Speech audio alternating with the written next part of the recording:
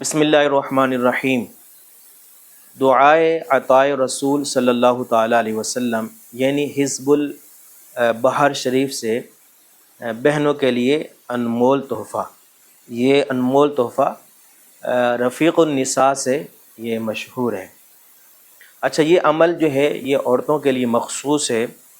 اگر عورتوں کو کسی بھی قسم کی کوئی تکلیف آئے، جیسے شوہر کی طرف سے کوئی تکلیف ہو، اپنے ماں باپ سے کوئی تکلیف ہو، یا سسرال کی طرف سے تکلیف ہو، یا سسرال میں اس کو نندیں وغیرہ تنگ کرتی ہوں، ستاتی ہوں، اسی طرح نافرمان اولاد کی وجہ سے اس کو کوئی پرابلم ہو، یا شوہر کے فوت ہو جانے کے بعد جو وراثتی معاملات ہوتے ہیں اس میں کوئی مسئلہ ہو، تو یقین کامل کے ساتھ یہ عمل کریں۔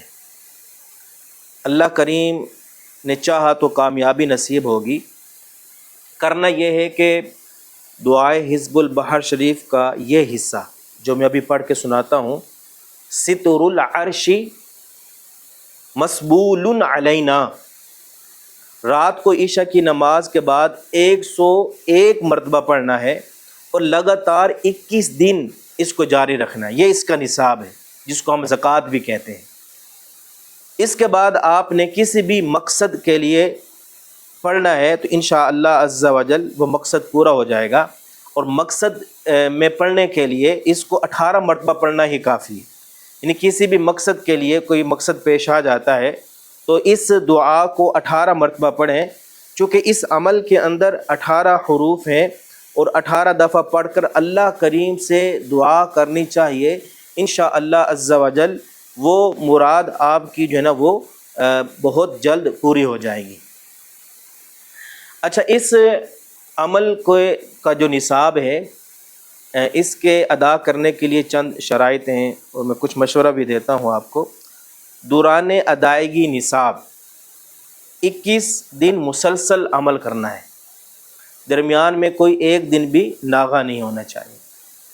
اس لیے بہنوں کو ان دنوں میں شروع کرنا چاہیے کہ نسوانی ایام نئے نئے ختم ہوں، اور جن دنوں میں نماز نہیں پڑھنی ہوتی ان دنوں میں یہ عمل نہیں کر سکتے۔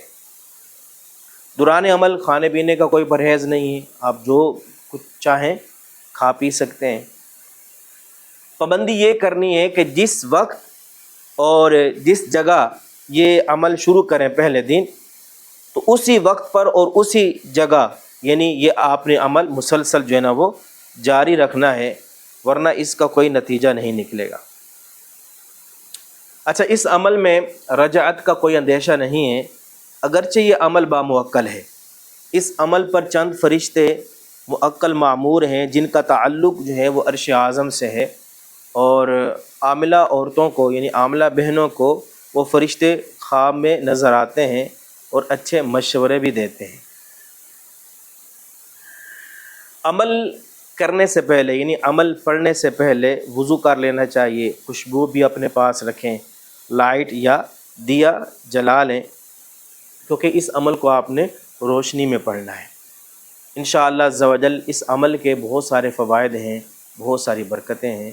اللہ پاک ہم سب کو عمل کرنے کی توفیق عطا فرمائے۔